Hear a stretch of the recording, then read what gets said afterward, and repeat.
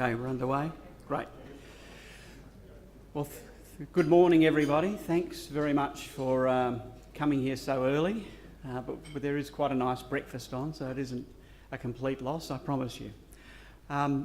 What we are going to be doing today is running a panel and Q&A session on the global perspective on 3GPP 5G security. On our panel today, we have a real brains trust of people who have been deeply involved in the development of the security architecture for 5G. I won't go through all their titles, they're quite long, and they're all on the running sheet which you have in front of you on your table. We're going to start with a presentation from Anand Prasad, who's the 3GPP SA3 chair, and then we're going to go straight on from there into the panel discussion. So without any further ado, I'm just going to call Anand to the podium. Oh wait, sorry, I'm getting confused. Sorry. I'm going to call Petrock Wilson to the podium to make some opening remarks before Anand does his presentation. Sorry about that, everyone. Come on over here, Petrock. Thanks, David. You are breaking my heart. I will keep my remarks very brief. So my name is Petrock. I'm the editor of Communications Day, which is Australia's daily journal for the entire telecoms industry. We are delighted, along with our colleagues from AMTA, to be hosting this event. As a journalist, I can tell you that 5G security is a hot topic in Australia right now, and so we are delighted and very fortunate to have the 3GPP luminaries to speak to us on this, especially after what I understand has been a few days of rigorous and vibrant discussion around releases 15 and particularly 16. So without further ado, I will now hand over to Anand to take us through the keynote. Thanks very much.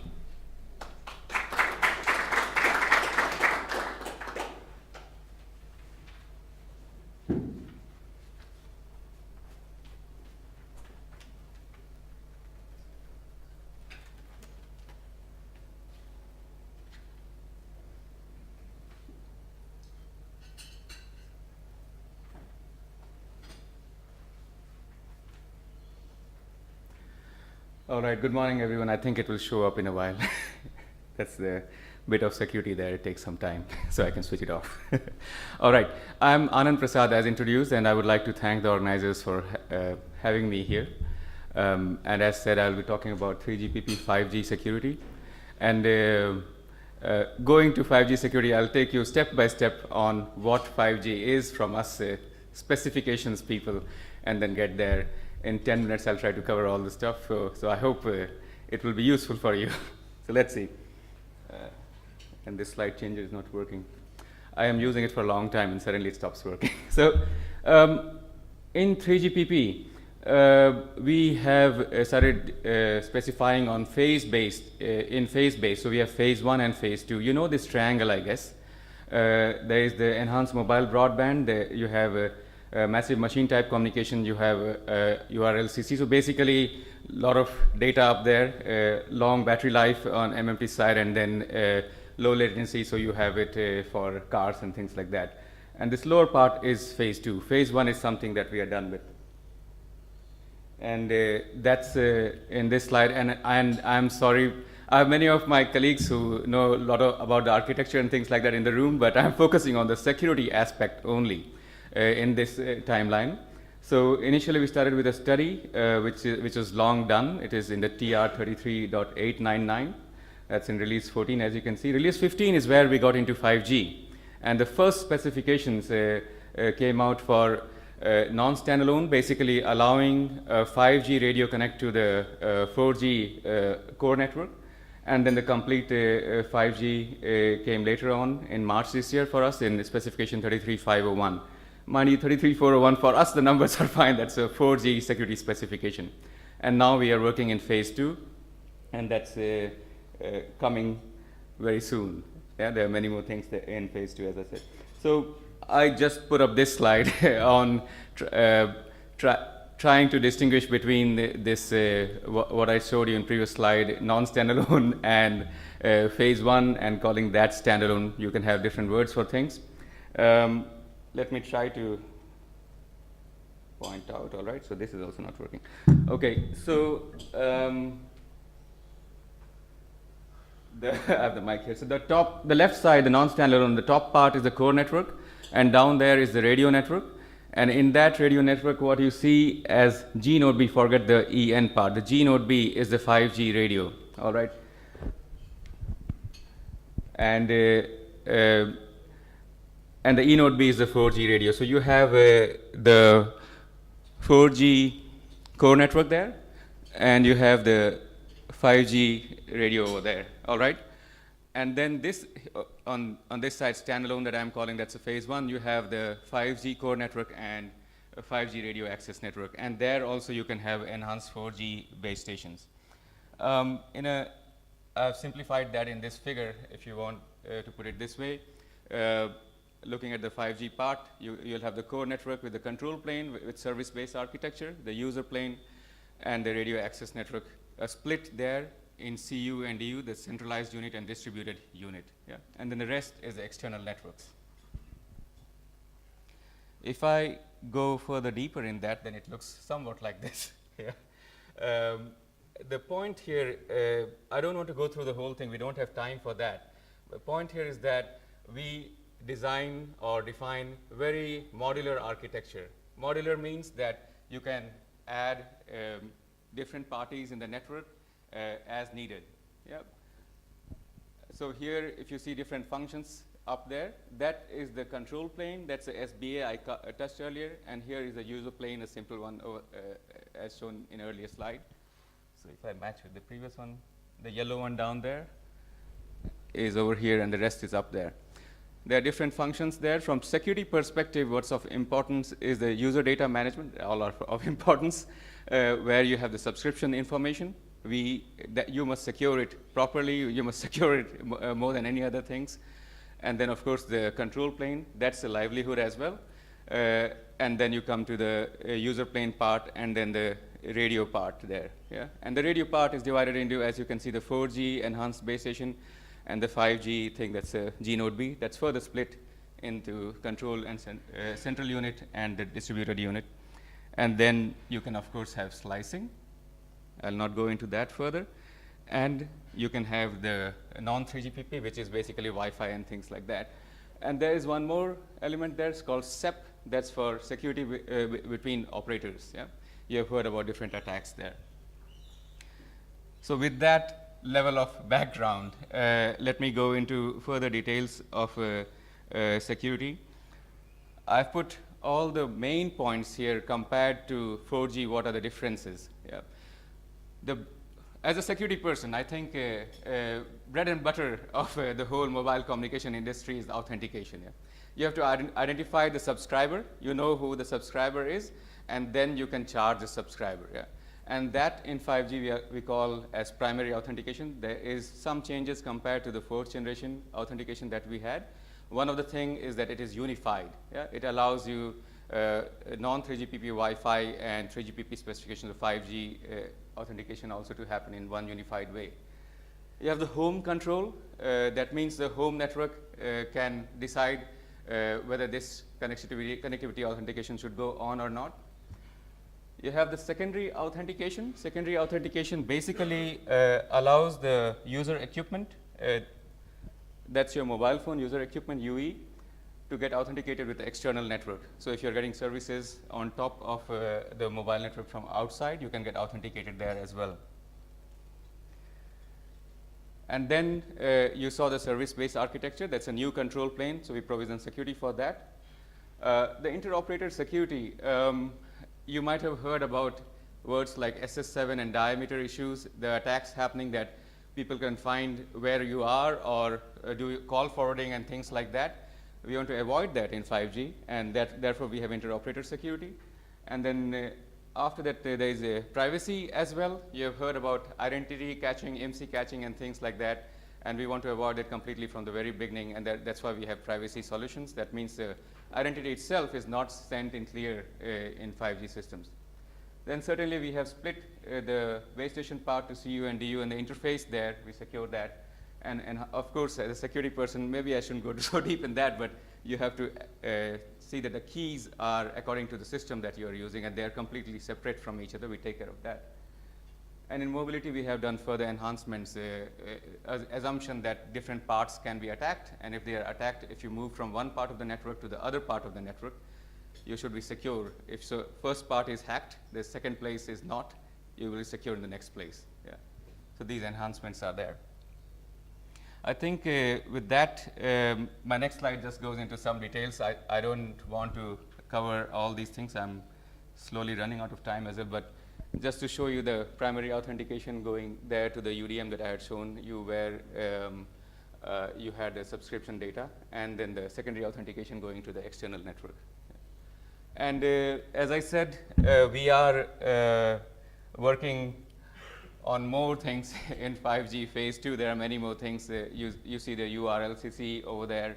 You see the vertical LAN aspects, and then very security things up there. KDF negotiation, that's how do you derive the key and the different algorithms for that.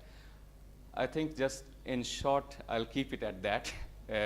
That's my brief presentation about what we have done and what we are doing from now on 5G security. Yeah, so thank you very much.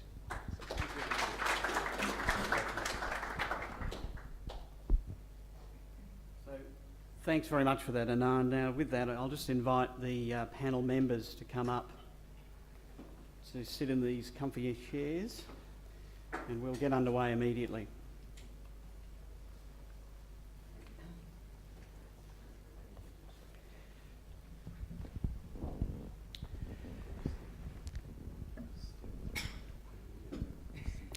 Okay, I'll start with a question to Valtteri. What I'd like to develop in this discussion a bit is the way that 5G security has evolved from 4G, and what the connection is between, what the relationship between 4G and 5G security actually is. Can you just outline for us the way the network is basically broken down, and is this in fact an evolution in security, or is it a revolution in security? Hello, working. Okay, thanks. So Anand already explained a lot about the enhancements on the 5G security. So they are said enhancements, but many of these basic things already exist in the earlier generations. So it's just improvements in a way that the security is also kind of living process. So you have to improve while new attacks are found and when new services are launched. So there are more ways to misuse it. So and that's why it's an evolution in that sense that you have to add, and there is no revolution in a way that there is a new way that would make everything secure by some new silver bullet, or if you like. So it's pretty much evolution in the sense that the basic principles are still hold, that the local the security for the what happens locally is handled by the radio network. So there are features in the radio network, but the radio can do all that and encrypt and protect the traffic without even having to worry about who are these devices and who do they belong to. And now in the 5G, all that, as Anand already pointed out, is as in the earlier generations also, the identities and the whereabouts of these devices, it's handled by the backbone or the core network. And now in the 5G, this is even more like a clear split, that in the radio, okay, you can protect the traffic, but even the radio network itself doesn't know to whom this data belongs to. Whereas then it's the task of the core network to handle that part and give the key and the adequate support to the radio network so that it can protect locally the traffic. Then there is one thing which has to be remembered is that there is all the time the thinking that there is another level of security on the service or on the application, if you will, which is more like end-to-end. So if you are talking to your bank over the internet, so there is end-to-end protection, and that's something that is outside of the scope of this. So we are protecting, like in these networks, everything on the level of the radio. Okay, so maybe this enough for the first answer. So that distinction between core and the radio part that was established in 4G presumably, and it's been carried over to 5G. Yeah, that distinction between the radio and the core, so that's something which is the from the functionality point of view has been there since the very beginning. So you need to have the radio. Radio is the part that handles the wireless, and it's the part that talks directly to the end devices. But then you need something like invisible on the global level, so you have to be able to connect to other networks, you have to be able to handle the global roaming and the identities based on that. So you need something in there, so you must have the core network and the radio. And as already explained briefly by Anand, so it's much easier if you can do this in the modular fashion, so that the local part, the radio part, can be developed independently of what happens on the global part on the core network. And okay, now these generations, they, in principle, it's a little bit of matter of like convention, that there is a new generations on both the core network and the radio network at the same time. But that's just more handy, because then if they are developed independently, so you could make a revolution in one with just evolution in the other, and that has happened in certain shift from one generation to another one. And the security is the 3GPP has had this idea that from the beginning that the security is like embedded into the architecture, so it's deep inside the architecture, and it's not something on top that you first do the network and the architecture of that, and then you add some kind of security architecture. It's the same architecture. It's you put those security functions in there, and that's why the security architecture also follows this the same split. And this is very much the basic principle that is still carried over from 4G to the 5G. So I think I'll direct my next question to Frank. So those current 3GPP 5G standards rely on this core RAN distinction, and now I understand that can be used to support multi-vendor deployments. Yes, we need to continue the thoughts from Valerie. The overall design was even from the second generation where 3GPP started, or let's say 3GPP started basically with the third generation, but that based also on the 2G design, and even from there we have this separation between RAN and core network with the same principles as Anand explained. Or you can also see Anand wrote an article for the 3GPP news. There is a nice figure with trust domains, and the radio system is basically designed from the beginning to be more distributed, so in the deployment, and from that the design was already to have the more the functions that need more protections in the core network, more centralized, and from that we have the separation between RAN and core network, this interface designed in a way that it is multi-vendor, but that came also from the work split in 3GPP. We have groups that work on the radio system, groups that work on the core network, and especially at this interface there is very good coordination necessary, because the different groups work in parallel on these parts of the system. So you have seen this new core network, which has a number of new interfaces internally, because that's developed for taking more advantage of technologies like virtualization and softwareization. So for that, we spend much more effort on the core network, while the radio system still follows rather the basic designs that we had before.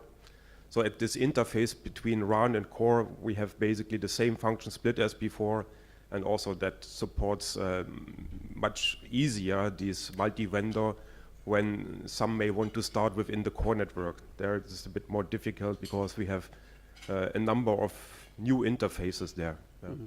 So those the sort of functional split you're describing, is that something that's going to be ongoing as we go beyond release 15 to 16 and beyond? That is difficult to say now. I mean, Valerie started already. This function split we have there, basically the same from the second generation, which is there for reasons. It is the trust domains that Anand described in the article, because the radio system is distributed. It is tried to reduce the chances for attacks for distributed parts of the network, to have the more critical ones in more protected locations.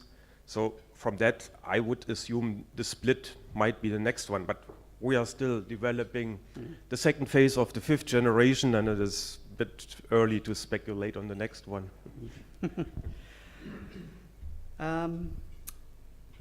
Okay, so let's just talk about how security is rolling out. There are a number of 5G options which are being developed. So I'll direct this one to Anand, because he was touching on this in his presentation. How is security being handled in the early release 5G option, particularly say option 3? And is that any different to what's going on in 4G, or are there enhancements there? Yeah, let me again start from where Valtteri left a bit. And then, as Valtteri mentioned, things were there and we have enhanced as per the system. So what, maybe a bit of background will help. What we usually do is that if we have a system, we have use case, we understand how things will work, we do a security analysis. Yeah. We find what are the threats, what will be the potential requirements, and then what will be the solutions, and how we can evolve our current system. Yeah. So the 4G, 5G, the option 3 that you're talking about, we had somewhat similar thing in 4G time as well, and therefore in 5G, seeing how the system is, we have accordingly modified and brought the solution, which is as such quite similar to what was there in the 4G, what we call dual connectivity. Yeah. So that's in short the. Yeah, that sounds well. So it sounds like an evolution. Yeah, it is an evolution. Yeah. And that so with option 3, most likely be the first way that most operators will deploy 5G.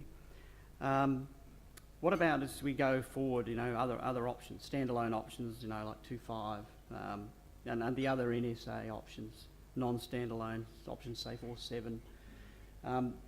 Are we seeing any radical changes as people move to those options? Yeah, radical changes and revolutionary, I want to be very careful from security perspective. I don't want to sound too classical, but still, you don't want to suddenly come with something new that is not tried. Yeah. You have some things that work, that's one point, and you have the threats that you understand, you have studied, and you study further, and then you solve that. And you'll often see that you can resolve that with evolutionary steps. So, yeah, it is still ongoing, certain things that you just mentioned, certain scenarios. We are still working on them, but I expect more of an evolutionary path in that as well. Yeah. Right. And what are some of the, you mentioned enhancements in your presentation. Yeah. What do you think are some of the more important enhancements? I'll say all of them, but let me point out. Because some things people hear quite often is attacks happening on the back, like SS7 and things like that. So you have the security which I call interoperator security. It's N32 interface that we say. You hear about IMSI related issues, IMSI catcher issues. The privacy enhancements takes care of that. So if you ask me, these are some of very highlighted ones, I would say, but all are of course similar. But then if I go ahead, you get some kind of fraud issues also if home operator cannot control. Yeah, and we are provisioning these home operator controls in our 5G solution, and therefore that is also taking care of certain issues. So yeah. Sorry. Yeah. Sorry, Frank, did you have something to add? Yeah, I mean, Of course you he said does. the issues. I mean, the mechanism that the security group developed is basically the authentication by the home operator. So today you send everything down to the visited network, and by that I think you have certain fraud that should That's be not possible anymore. Yeah. So that- Thank you. So my next question is to Giovanni, and it's about something I wouldn't say new, but something that's being talked about as part of 5G, and that is the idea of a multi-access edge computing function. So the idea being to actually be able to support even third-party applications running on networks. Now at the moment that's not part of the 3GPP system. It's something outside that. Does that create any new security challenges? Okay, thank you, David.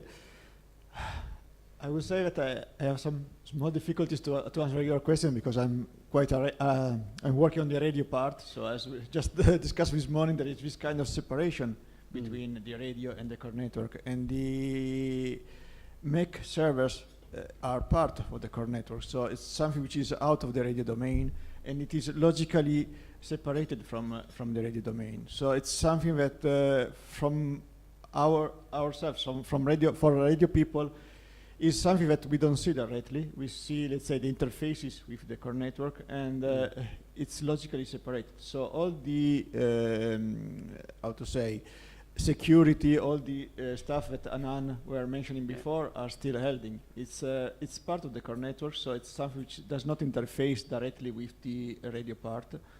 And okay, the implementation could be whatever you like, which is something which is out of the GPP standard scope. The GPP is not specifying implementations. The GPP is specifying interfaces in order to allow multi-vendor solutions, so open interfaces in order exactly to have a multi-vendor solution. And MEC is connected to the radio via some interfaces, the user plane interfaces that Anand was showing before. And that's it. So from our radio perspective, we don't see the difference between a network, core network with MEC or without MEC. So it's something which is completely transparent to radio. So when we talk about edge, then we're not talking about the radio, but we're talking about the edge of the core. In fact, is that a fair way to put it? Yeah, exactly. The MEC and MEC elements are part of the core network. So then if you want to implement them somewhere, it's an implementation decision, but there is a clear logical separation between the radio part and the MEC part. So there are interfaces. You can put whatever security, firewall, whatever you want, like Anand was describing before. But there is a clear logical separation between the radio part and the core network part, as it was in 4G, for example. Right. Okay. So just to just a little bit of change of gears here. I want to talk a little about security assurance, and this question is to Anand.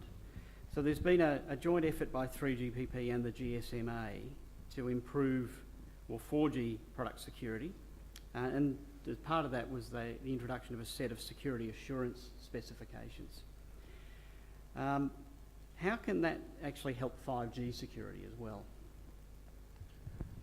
All right, so security assurance, I showed in my last slide as magic words called SECAM and SCAS, actually. Actually, it might be a good idea to define security assurance for us before you go too much further. All right, so how do you what's the method for assurance? It's the word we call SECAM. And then the specifications that allow security assurance is called SCAS. And then on security assurance itself, it basically means, maybe let me oversimplify it, it's about security testing. Yeah. How do you test a given function, whether it's secure as per specification and based on some other requirements? Yeah, we have some baseline requirements which can be as to the level of passwords are set correctly or not. These things, mind you, what I said just now is not part of our specification, but still for testing we have specified them from elsewhere. And then also how whether the product works fine as per our specification as well. So these specs we have baseline specification and each function based security testing specification, that's called SCAS. And then GSMA is making the overall system on how to accredit the lab, and if some problems happen in testing, how to take care of the legal aspects and things like that. That's a GSMA rule. Now coming to the latter part of the main question about 5G. 5G different functionalities are there, and we are working on these SCAS or security testing specifications for 5G functions as well. We have just started working on them, and we understand that although we don't work on the virtualization part, that's how the products will be at the end. So we have started studying, just initial study from this meeting this week. We'll be approving something which will allow us to study how we should do these kind of security testing methodology and develop this security testing stuff, being 3GPP and for the virtual world. Yeah, so that's the answer from my side. I've got I'll direct this one to Valtteri. It's about the NG RAN, and something that's been discussed here earlier is that is the concept of concealed subscriber ID. That the new interface between RAN and core prevents the RAN from having access to subscriber ID information. Can you elaborate on that a little bit? Okay, so the background of this this problem is that there has been for a long time those devices, as Anna had already mentioned, were called the IMSI catchers, where there is a device that makes an active attack on towards the mobile device and pretends to be a network. And it's difficult for the mobile device to verify that it's talking to a genuine network before it has created some kind of connection.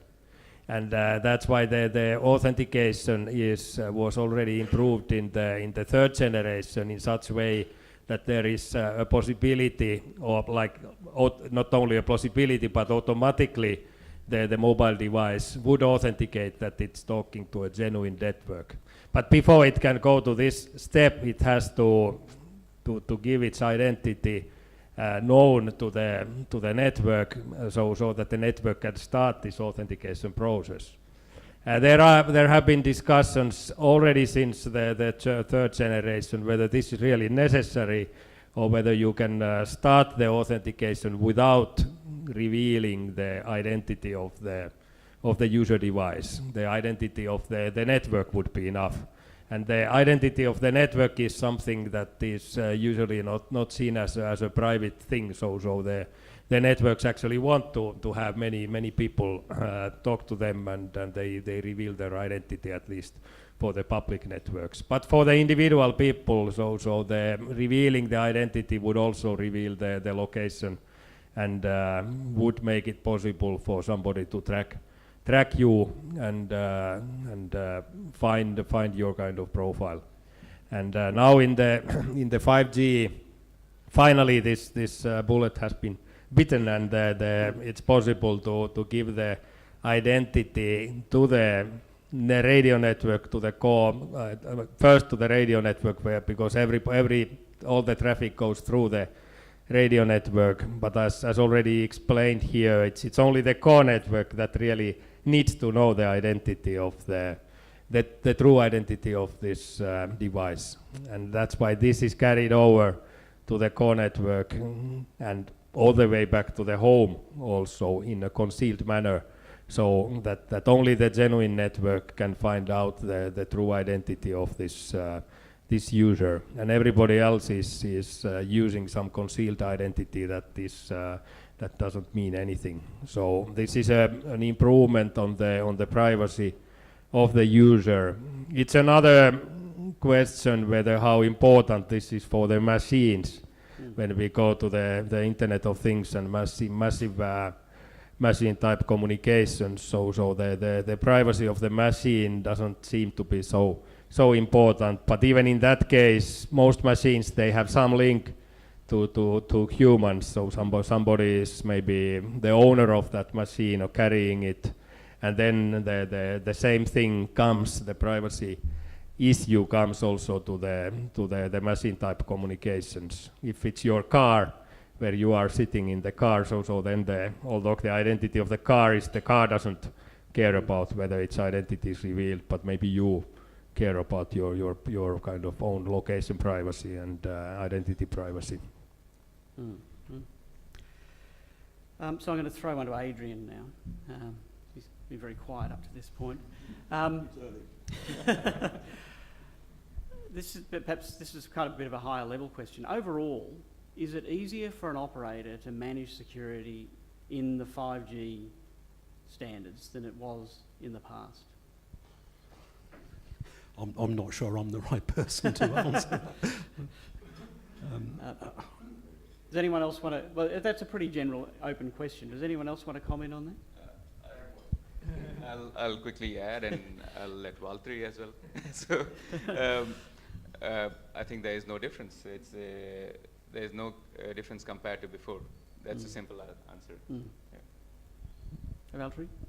Yeah, that's okay. I had already mentioned about, and you asked about this security assurance. So of course that is something that helps the operator in managing the security, because there are some requirements or some specifications which can be followed, and you know that okay, you need to do testing, and this is the baseline. Of course, it has to be understood that this kind of testing, of course, is a little bit like it's always a little bit late, because we have these zero-day vulnerabilities, as everybody knows. So there are new attacks coming, and you have to improve on the testing and take also those in. So this in the best case it can provide the assurance that all the known attacks you are protected against, but this has to be like a constant evolution, because there are new attacks that can be found, and then you have to be protecting against those, and once you have the protection there, then you can start testing whether it's really implemented properly and whether the configurations are all correct. Can I add something? Yep. I think Valerie made the one point is follow the guidelines. The main issue is the standard provides tools, capabilities, and finally you have to deploy the network using the capabilities and use common sense, and all the means are available, because there are also things that the standard is not providing. So the whole network has to be deployed and managed properly, taking all knowledge in mind. So that is not all by the standard. That's the problem. We provide the mechanisms, the means that come from the standards level, but you have to operate and manage a complete network. So everything that is for any network used has to be combined into this, and all together has to be managed properly. And we have it from network operations. I mean, when you hear something about issues, then it's often that the network has not been maintained properly, that the known issues they are still open because software updates were not made. So all these things have to be considered. It's not just the standard. We provide the tools and some means, but the whole deployment, operation, and management has to be sound to get overall security. And one thing which I was just discussing with Anne that is new, not specific to 5G, but in the 5G timeframe, is the whole concept of vulnerability disclosure, because we understand that outside of the standards arena, there are whole communities of people who are looking for weaknesses in our systems. Some of them do that in a malevolent way, others do that in a benevolent way.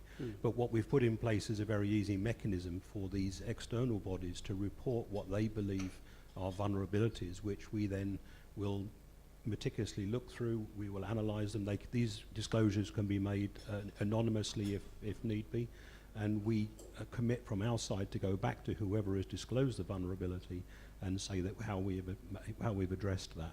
So we're allowing our systems to be scrutinized by external experts, and we make it very easy for them to report any potential weaknesses that they may discover. More? Yeah, I just want to comment on this because I'm now on the academia, and this is very much welcome action from the point of view of the academic research. There is the issue that nowadays more and more like academic studies are done on attacks on existing systems, and this is always like a double-edged sword, because if you make an attack and make it public, so then although you may be benign, there might be some other guys who just take it and use this knowledge to attack these networks. And that's why this way of making the disclosure in a responsible way also allows those that academic research to get the credit finally on that they found the attack, but then the networks could be prepared in time against the kind of malicious activities. So can I just quickly add? I'm sorry. Just because since we went into this and many different details of management aspects, security and stuff, everything is covered. Just one point I thought is missing is that when we talk about privacy, we do bring a new aspect that's a public-private key pairs, and then that's an additional thing that comes in 5G that needs to be also managed, from that perspective, and therefore secured, and that we will secure properly in the UICC, in the USIM, which is, if we talk about the trust domains, it's the most trusted domain kind of part for you. And this other thing about concealed ID, I just want to say this, just so that people know how to use the word. We call it SUCI, sushi. So that's some Japanese side from me. Something you talked earlier about the mechanism for the reporting of these sorts of vulnerabilities and a mechanism for dealing with them. Is there a mechanism on the operator side to push out warnings and recommendations for security upgrade as well? Or is that something that's still happening and is still a matter for the industry? No? I think so far it's mainly the vendors keep track and have to provide software updates, but I mean there are also issues that come from the development. That's why on this track, but the other one is new. I think, as Anand explained, he may want to add, but I mean it's repeating it. All right, what you just explained, the CVD, basically if we hear about vulnerability found, it can, as said earlier as well, the vulnerability can be because of the implementation, because of the network, how it is designed, many different reasons, what is used, how it is used, and also because of specifications. So if we see that it is because of specifications, then we'll take care of it in 3GPP. And certainly about bringing it to the public from standards perspective, it also depends on the researcher who has brought it to us. If he allows us to bring it to the public, then we would do that. Otherwise, usually it's better if the person who has really done the work to announce it. Right. And a final question, this one's to Adrian. It's about the 3GPP itself. So the organisation has been around for quite a while. It does a lot of its work in the background. A lot of people aren't aware of the scale of the activity. We've come through 3G, 4G. It's been evident that the process has generated quite robust outcomes all along and continues to do so. What is it about the 3GPP that has allowed it to be so successful? As you say, it's been around a while. It's been around for nearly 20 years. We'll celebrate our 20th birthday in December. What's really changed over time is that from the early days of 3GPP, it had to earn its credibility, of course, like any organisation. And the credibility really is based on deployment. If people use your results, you've gained your credibility. What's happened over time and more recently is that the sort of magnitude of the project has increased enormously. And people who aren't familiar with 3GPP often view standards groups or committee meetings as, say, 20 or 30 people in a smoke-filled room trying to reach agreement on technical details. 3GPP isn't like that. It's actually 600 member companies, which include government, operators, network providers, equipment vendors, academia, universities. So you've got 600 organizations who are coming together in committees, some of which are 300, 400, 500 people in a room. Now, that has both advantages and disadvantages. Of course, if you've got this large pool of intellect, it means that the intellectual volume coming into the work is enormous. It means you have a lot of brain power in the room, but it also means you have to get 600 companies to agree to the results. So it may take some time to bring that community to reach consensus on end solutions. But when they do reach consensus, it means you have an entire community that's buying into a set of standards that are going to be deployed. So what we've found over time is that whilst previously there was some competition between technology solutions for different generations of mobile communication, as we approach 5G, there really is only one place where these standards are being written now, and that is 3GPP. Mm. Well, I think we're out of time now for our panel session, but we do have time for a little bit of Q&A. So did anyone have any questions which they wanted to pose to the panel? Over here. Maybe to Giovanni as an operator, do you see that there's any difference between how you can do multi-vendor implementations, 5G or operator to operator? How much flexibility do you have between 5G and 4G? Okay. I try to answer from a standard perspective because the company policy is a different solution. But yeah, I think that there is no real difference from our perspective. Again, it was clear from Anand, from I think the panel today, that there is a clear distinction between the core network and the radio part. And that continued to be as it was in 4G. So from our perspective, it is still possible to have multi-vendor. There is no particular specific difficulties to implement multi-vendor in our networks.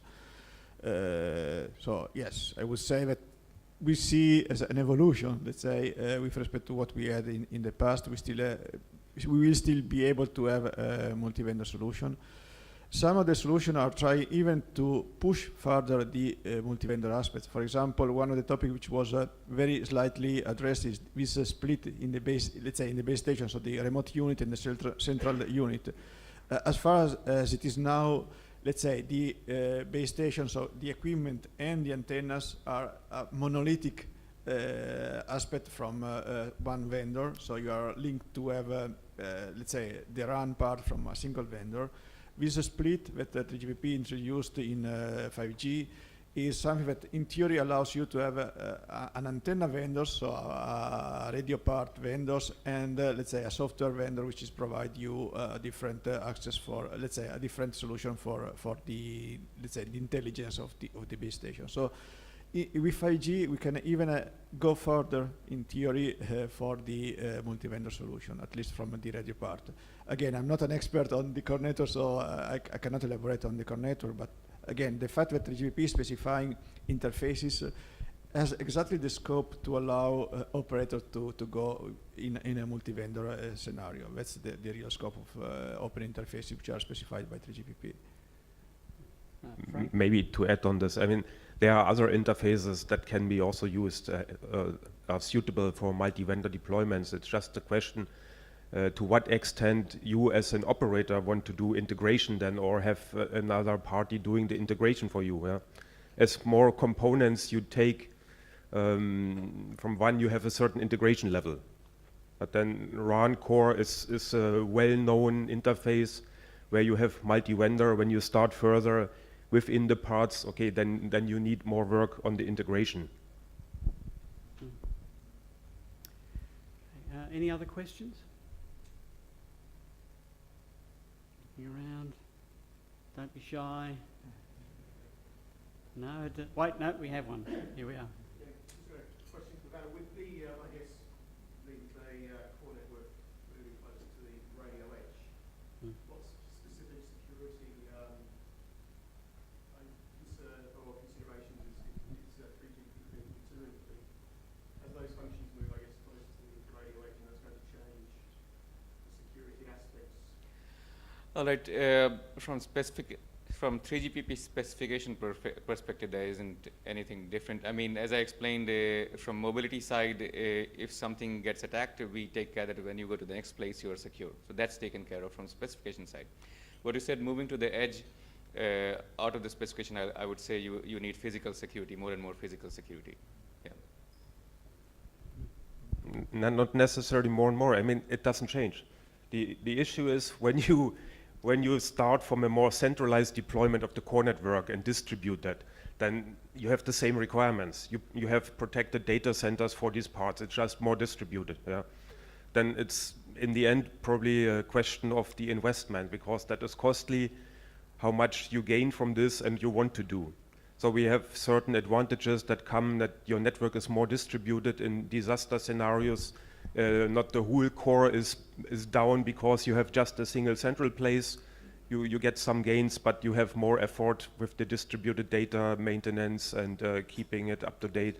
So the tools are available. In the end, it's again a deployment decision, but you have then, in fact, more distributed data centers with the same protection level than a single central one. And Valtteri? Yeah, I just want to add to that. So maybe we gave a little bit on the impression, maybe mainly by me, that the security is always coming as a like after the fact, but in it's the security architectures have built in such way that there is some room for this evolution already seen beforehand, before it actually happens, and as Anand has already explained, that based on these different levels of trust and different levels of keys that are derived in such way that if you get the lower level keys, you can't go to the upper level. So that means that when you put this like more trusted functionalities near to the edge, so and if somebody can hack into that physical device and gets to the logic, so then the breach of this would happen. It's as local as possible, because they could only get the kind of credentials or the keys for that are valid there. So that's the part that is already been in the 4G, because it has been seen that this kind of putting the intelligence to the edge for various reasons has been already coming in the 4th generation.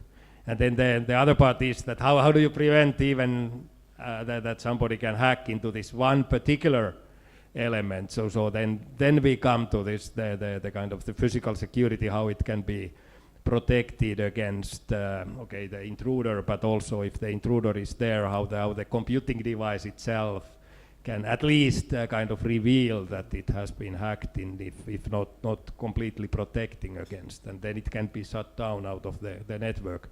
Of course, that's like a denial of service attack, but it's still a local thing, and you can handle that by redundancy. We've got another question here. Yeah, one more. I think Anand showed this triangle, and one of the points of the triangle is the ultra reliable low latency communication. The reliability aspect of it. You see that more and more critical services are being put onto a mobile network like that. So the safety communications or energy networks that want to communicate via mobile network. The reliability aspect, to what extent is that taken into account in the standards, or is that more about the deployment? How do you make the network more reliable? I think that part is a part of the operator reliable, and more availability part is more for operators. The specification provide solutions such as Valtteri was also explaining about key hierarchy that takes care that you have only local attacks that don't expand, things like that. But when it comes to more details of URLCC and how it will work, we have just started working on it. Actually, we'll be just approving it in this meeting, so I don't want to go into details of or speculate on that. Yeah. I think we work already in other groups a bit longer. Security is first, after the higher level considerations, they start to analyze and look into this. We study in the RAN groups and in the architecture groups the structural approaches to reliability, which comes typically from redundant transmissions. And there are a few options under consideration. You have it also in the deployment. If you have a highly reliable platform, you don't need it on the layers above. But we are also considering on the standard level approaches for higher reliability, ultra high reliability from redundant approaches. So these are in the radio groups in consideration, and also in the architecture group, the studies are ongoing. And then the other one is this very low latency. There's obviously already the problem from the plane transmission speed. I mean, with the speed of the light, we have 300 kilometers with 1 millisecond. And you see already when you want to have a latency of 1 millisecond, your application, your endpoints cannot be further away already from this transmission latency. And then it comes in addition that we have certain latency that we give for the radio, that we can do certain error protection there or coding, which adds a bit. Then you can see how we have to separate the budgets. And from this, if you want to go for such services, you can estimate what radius you have to deploy the data centers for the applications. Yeah. So I'm going to take the last question myself. It was actually just following on from something from the second question. So it was this idea of core functionality moving closer to the RAN. And I just kind of, I think I understood what you were saying, but I wanted to be absolutely clear about this. A more distributed core means that physical core infrastructure can be located in the local office, for example. And it might even be in the same local office that some of the RAN infrastructure is sitting in. Does that in any way change the logical relationship between RAN and core?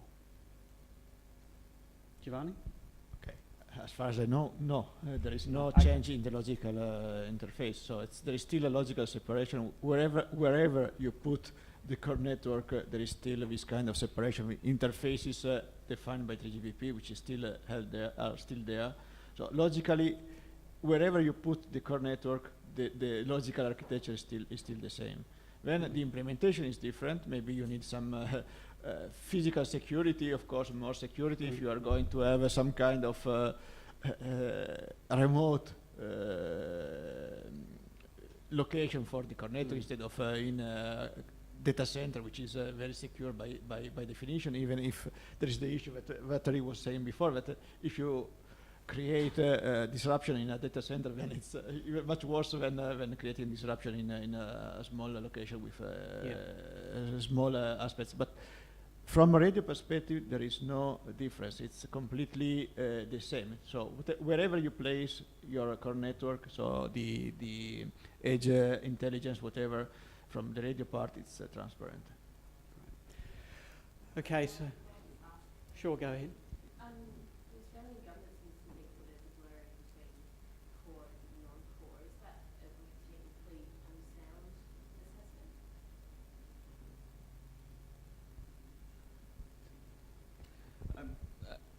You're saying, I think everyone will say something maybe, but you're saying blurring between core network and radio network. From our standards perspective, we have, as mentioned earlier, that we have clear interfaces.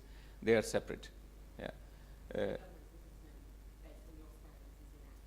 Sorry? The government's assessment and latest advice suggesting that there's going to be more blurring based on your standards. That would be The standards separates very clearly the core network and the radio access network, and then going down to the user equipment. Yeah. Yeah, but this is the logical separation. So the logical and the physical are different things. And of course, if you put two elements which are logically separate into the same physical element, so in that sense, if you do more and more of that, so it becomes more blurry. Yeah, that's the problem with the distribution of the core network data centers. You have then also means to host run functions there. But as explained also, within the standards, it will be very difficult because we have these experts distributed. The radio groups are the largest one. They are very busy. The advantages come there from the lower layers, physical layer, and the lower protocol layers. And if they would want to do also all other functions, probably then we will not be able anymore to deliver in reasonable time frame our work. So that work split remains in 3GPP, and that gains also from this clear split between core and radio. So, maybe taking off my 3GPP hat as a security person, even if I put things close, Valtteri, I want to look at you as well because you mentioned, I will still secure my more important trust domain much more than the other one. And thus, as a security person also, I'll keep a separation that way. Yeah. And Giovanni? I think that I would like to elaborate on a point that was raised by Frank before. So let's say speed of light, which is in 1 millisecond you have 300 kilometers, which means that when we are talking about moving to the edge part of the core network, so with MEC architecture and so on, does not mean that you need to put a core network element in every base station. So it means that in a city like Brisbane, you could have 1 or 2 MEC servers and provide, in any case, a very low delay, very low latency. Because I hope that, Australia is enormous, but Brisbane is not 300 kilometer radius or whatever. So in 300 kilometer, 1 millisecond, you can really put a number of elements, MEC elements, without increasing the delay. So by respecting the very low latency, which is one of the objectives of 5G. So in this scenario, again, you can move intelligence to the edge, but does not mean that you have to multiply the number of elements. You can have, I don't know, 2, 3, let's say, data centers, a little bigger, but much smaller than, I don't know, the Amazon or Google data center, and you still are able to satisfy the requirement for delay. And this is something that means that, again, it's implementation dependent, but it's creating some kind of more concentration rather than having a single element in every antenna in the city. Okay. We can have one more quick one, and that's it. More a comment on this. Yeah. Is that if you look at 4G, 5G, the 4G network was very much separated with base stations that are distributed and centralized core. Mm. You go back to 2G and 3G, the radio network is also split. You have base stations and base station controllers. Mm. Base station controllers were much more centralized. But I mean, And in fact, they also were centralized so much that they were in the same buildings, same data centers, where the switches, the mobile network switches were located. So it's also not a completely new concept that aspects of the radio access network and aspects of the core network are implemented in the same building. Mm-hmm. Operator building, there's equipment from the radio access network, and there's bits of equipment from the core network. They're logically separated, but they're implemented in the same building. Mm. That happens also in 2G and 3G. Frank wants to comment. yeah, but I mean, the issue is this all is a multi-dimensional problem. So as Toon says, he's the SD1 architect, the requirement group chair. So in 4G, there was also a design target, design to cost. It is also always there. And that's why the radio architecture got more distributed and lost the central elements, which were earlier also in the data centers, but that was a design criterion to reduce cost by reducing the central parts of the radio. So we see we have not just single criterion for the overall design, that is really a multi-dimensional problem. And with 4G, we got this distributed radio architecture with basically the base stations only, which the radio colleagues are not too happy about, because there is also advantage in centralized radio functions to coordinate over multiple cells, even larger areas, so that functions come even back, but probably also then in a distributed manner. I'm not sure that is probably for the radio experts the question, but that is really, we get with every generation some new targets, and that changes the design in certain directions. Okay, now we really have to finish. So first, can I ask you to join me in thanking our panel for their contribution? Okay, and now I'll just hand over to Chris Althouse from AM to make some final remarks. Thanks, David. And firstly, can I thank the panel once again, very insightful, everything that we'd expect from a 3GPP function. On behalf of AMTA, who my organisation represents the entire industry in Australia, and my colleagues from Comms Day, it's our pleasure to have been your hosts this morning. And it's indeed a pleasure for Australia to have 3GPP happening in our country. Your standards underpin this industry, and the work you do is so incredibly valued and essential. Mind you, I'm struggling with the notion of a 300-person committee, but you evidently do it extremely well, so thanks. And central to all that you do is this issue of security and privacy, and I'm particularly attuned to the embedded nature of this evolution that's happening in the mobile sector. There are huge challenges, some of which are coming to the fore as we contemplate the next generation. And there's enormous complexity inherent within this. And I think the fact that you apply solutions and give us standards and specifications that are part of a global ecosystem is testament to the quality of the work that 3GPP does. You have a renowned track record, and you send these standards out into the world, and out into the world they go, and they underpin this enormous industry that has such a phenomenal impact on the way we live, the way we do business, with upside all around. The challenges are security and privacy, and these are challenging things. And of course, that takes us into the world of government, and that takes us to the subject of getting the balance right. That's a subject for another day. But nevertheless, it is a challenge that's underpinned by your excellent work. Thank you for your insights this morning. Thank you for making the journey to Australia to carry on the critical work of 3GPP. And thank you to Huawei for sponsoring this morning's event. I hope you have a fruitful remainder of the meeting and enjoy some of our hospitality and travel well home.